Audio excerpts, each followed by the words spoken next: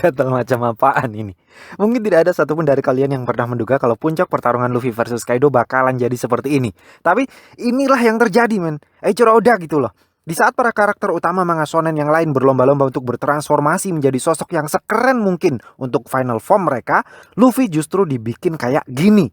Konyol, sangat konyol. Dan di chapter 1045 ini kita akan melihat begitu banyak kekonyolan yang dilakukan oleh Luffy di puncak pertempuran yang seharusnya begitu serius dan menegangkan. So, check it out.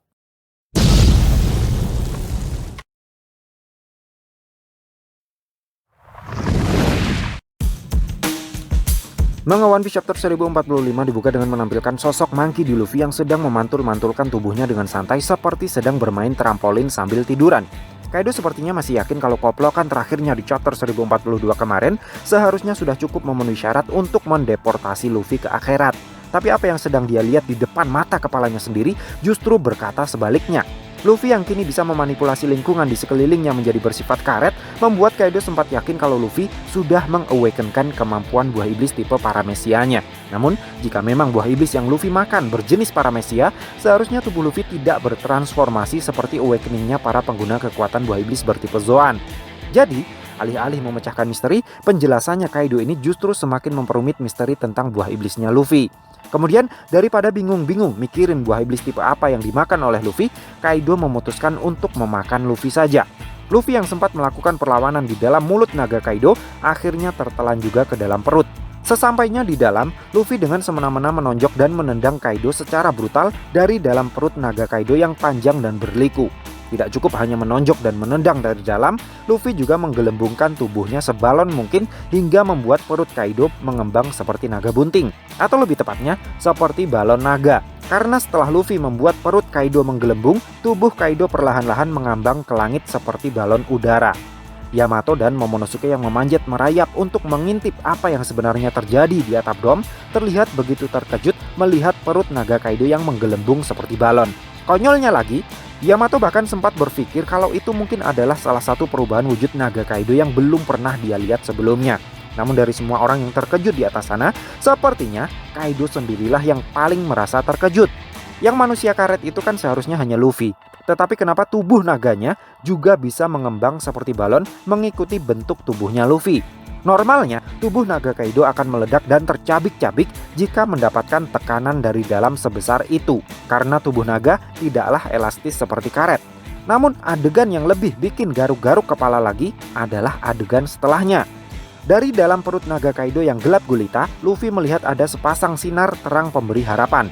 Luffy kemudian memanjangkan kedua tangannya hingga menembus sepasang sinar terang tersebut yang ternyata adalah kedua bola matanya Kaido.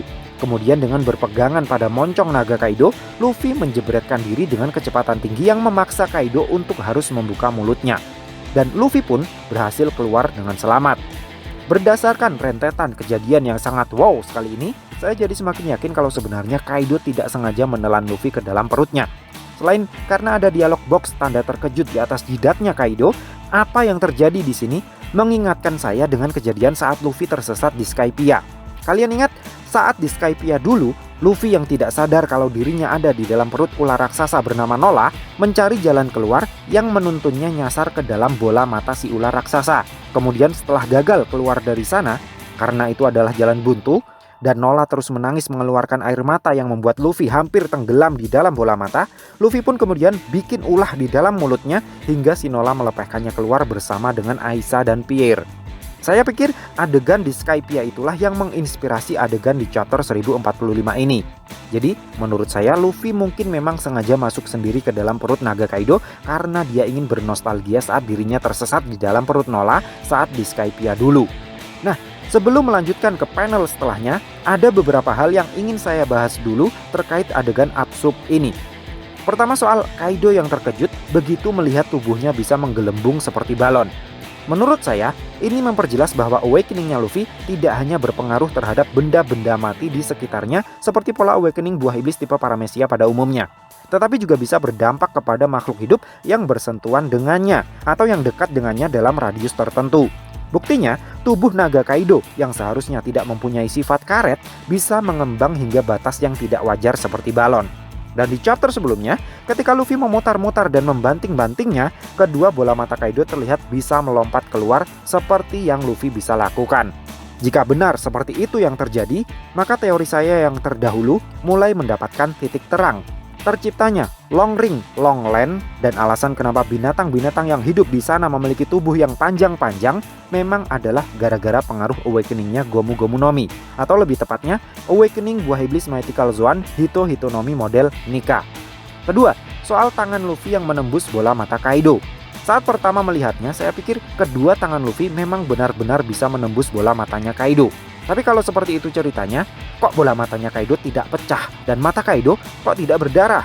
Jadi setelah saya pikir-pikir lagi dan dihubungkan dengan poin pertama yang tadi, saya menduga tangan Luffy tidak benar-benar menembus bola mata Kaido. Tetapi bola matanya Kaido yang jadi sangat elastis akibat terpengaruh oleh awakening-nya Luffy, sehingga saat terdorong oleh kedua tangannya Luffy, dinding bola matanya Kaido bisa terdorong sampai begitu jauh mengikuti bentuk tangannya Luffy, hingga terlihat seolah-olah tangan Luffy menembus bola matanya Kaido. Tapi jika memang kemampuan awakening-nya Luffy bisa membuat tubuh lawannya menjadi memiliki sifat-sifat karet, bukankah itu artinya tubuh orang yang dia koploki, dalam hal ini Kaido, tidak akan merasa sakit atau terluka? Terutama jika pukulan-pukulan Luffy tidak dilapisi dengan haki. Maka pantaslah jika Kaido sampai tidak mengeluarkan setetes darah pun setelah dikoploki dari dalam dan di smackdown berkali-kali. Nah, setelah berhasil menggelinding keluar dari mulut naga Kaido, tubuh Luffy langsung gembos meluncur seperti roket menembus awan hitam yang menggulung di atas langit Onigashima. Lalu, tiba-tiba tubuh Luffy muncul kembali dari balik awan dalam ukuran yang luar biasa besar setelah dia mengaktifkan jurus Gomu Gomu no Gigan. Berkat membesarnya tubuh Luffy itu, Kaido jadi bisa menggigitnya dengan lebih mudah tanpa perlu takut tertelan lagi. Jadi nggak jelas apa kegunaan dari membesarnya tubuh Luffy jadi seukuran raksasa ini. Tapi yang jelas, sesaat setelah pinggangnya digigit oleh Kaido, Luffy bisa mencengkeram leher dan ekor naga Kaido, lalu menggunakan tubuh naga Kaido sebagai tali skipping. Tali skipping, men! Kopla nggak tuh?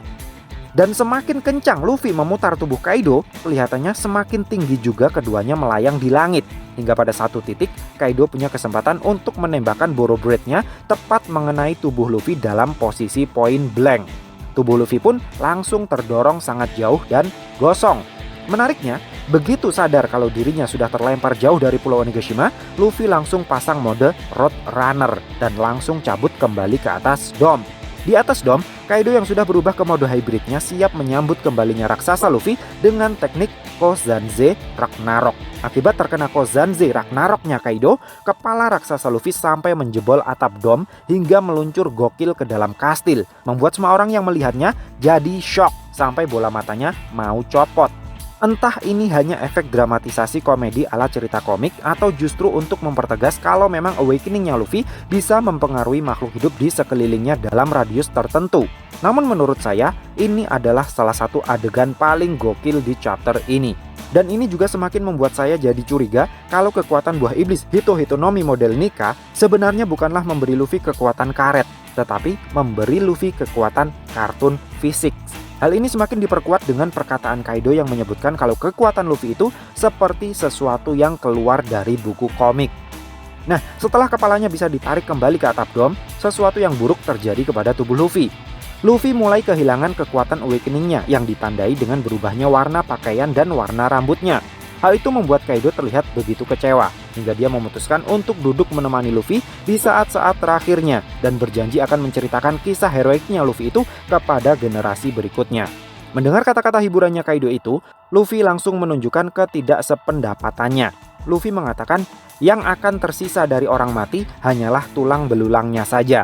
Lalu tiba-tiba tubuh Luffy perlahan-lahan kembali ke wujud awakening-nya. Nah, dalam bahasa Inggris dan bahasa Jepang, kata-katanya Luffy ini sebenarnya mirip dengan potongan lirik dalam lagu Binks no Sake. Di bagian terakhir, ada satu lirik yang terjemahannya seperti ini. Doesn't matter who you are, someday you will just be bones. Nah, perubahan wujud Luffy dari putih semua menjadi berwarna kembali, lalu kembali menjadi putih semua lagi, membuat Yamato dan Momonosuke yang masih mengintip di persembunyiannya menjadi semakin yakin kalau makhluk aneh yang sedang menghadapi Kaido itu memang beneran Luffy. Karena awalnya, keduanya ragu apakah dia beneran Luffy atau bukan. Meskipun sejak awal, Momonosuke sudah bilang kalau suara Luffy terdengar dari makhluk yang serba putih itu tadi. Penjelasan Yamato terkait warna putihnya Luffy ini membuat saya jadi semakin yakin kalau kekuatan Luffy sebenarnya memang bukan manusia karet, tetapi kartun fisik. Saya curiga perkataannya Yamato ini sebenarnya adalah petunjuk halus dari Eiichiro Oda kalau tubuh awakeningnya Luffy itu seperti ilustrasi gambar manga, hanya hitam dan putih. Jadi kekuatan sejati Mythical Swan Hito-Hitonomi model Nika sebenarnya adalah kartun fisik, seperti karakter superhero The Mask. Nah, kembalinya mode awakeningnya Luffy sepertinya dipicu oleh keinginan Luffy yang begitu besar untuk memenuhi janjinya kepada Momonosuke, Otama, Kinemon, dan Pedro, yang kemudian membuat adrenalinnya kembali melonjak hingga membuat detak jantungnya kembali berirama Joy Boy lagi. Dum det tata, dum det tata. Berdasar dari adegan ini, saya kemudian berpikir, mungkin gak sih kalau cara mengaktifkan Gear 5 adalah dengan mempercepat denyut jantung. Jadi logikanya seperti ini. Gear 2 diaktifkan dengan memompa darah. Gear 3 diaktifkan dengan memompa otot dan tulang. Gear 4 diaktifkan dengan memompa otot dan tulang plus dilapisi Bushoku Haki. Sementara Gear 5 diaktifkan dengan mempercepat denyut jantung. Tapi bedanya apa memompa darah dengan mempercepat denyut jantung? Oke, kembalinya kekuatan awakening Luffy kelihatannya membuat Kaido mendapatkan kembali gairah bertarungnya. Sambil tersenyum senang, Kaido kemudian mengayunkan gada besinya ke arah Luffy yang lagi-lagi terlihat sangat ceroboh dengan pertahanannya. Kaido pun berhasil mengoplok kepala Luffy dari belakang dengan sangat keras. Tapi anehnya, bukannya kocrot, kepala Luffy justru penyok mengikuti bentuk gada besinya Kaido. Dan setelah dikoplok lebih keras lagi dari arah atas, tubuh Luffy yang penyok tadi berubah jadi gepeng, tapi tidak terluka sama sekali. Luffy yang gepeng ini kemudian bersiap untuk meluncur melancarkan serangan balik dengan memanfaatkan tekanan pegas dari tubuh karetnya yang ditekan ke sebuah dinding batu. Alhasil, Luffy yang meluncur dengan cepat sambil memutar-mutar tinjunya yang sudah dilapisi dengan buso dan Hosoku Haki berhasil mengenai kepala Kaido dari samping kiri, mendorongnya dengan sangat keras hingga penyok tidak wajar. Saya yakin banyak fans yang kecelik salah mengartikan adegan ini dengan berpikir kalau tinjunya Luffy berhasil menembus mukanya Kaido. Tapi daripada fokus pada muka Kaido yang penyok itu tadi, saya justru lebih heran dengan kepalan tinjunya Luffy yang tidak berwarna hitam. Padahal Kaido sudah bilang kalau tinjunya Luffy itu sudah dilapisi dengan Bushoku Haki dan Hosoku Haki. Jadi konsep plin-plan macam apa lagi yang diterapkan oleh Eiichiro Oda saat ini? Bukankah seharusnya pukulan yang dilapisi Bushoku Haki berwarna hitam pekat? Ataukah ada penggiringan opini lagi yang secara perlahan-lahan dibangun oleh Eiichiro Oda untuk membuat kita sedikit demi sedikit mulai lupa dengan konsep Busokoka yang sangat populer setelah time skip? Entahlah, tapi yang pasti setelah terkena pukulan yang katanya menembus kepalanya Kaido ini, Kaido terlihat tepar dan memuncratkan darah dari mulutnya. Jadi pukulan terakhirnya Luffy ini sepertinya benar-benar memberi damage yang cukup berasa bagi tubuh Kaido. Secara keseluruhan, manga One Piece chapter 1045 menurut saya sangat menghibur sekali. Adegan pertarungan yang sangat out of the box untuk ukuran cerita manga shonen di chapter ini menurut saya layak untuk diberi rating 8 dari 5. So, piye menurutmu cah? Terima kasih sudah mampir ke channel kami. Jangan lupa like, share, dan subscribe jika menurut kalian video-video kami cukup menarik untuk ditonton. Sampai ketemu lagi dalam video kami yang berikutnya, and matur nuwun.